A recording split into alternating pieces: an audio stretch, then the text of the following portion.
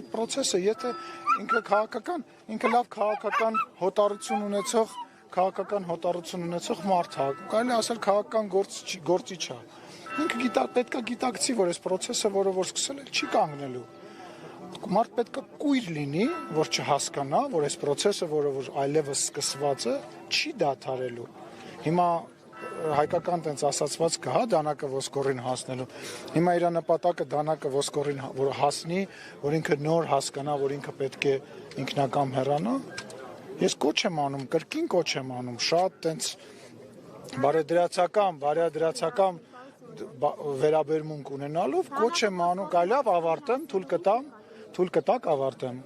թույլ տալիս եք ավարտեմ, լռեք ուրեմն։ Թող ինքը գիտակցի, որ պետքա չբերի հասցնի այն պահին, որ արդեն ինքը ուղղակի այլընտրանք չունենա, քանի ինքը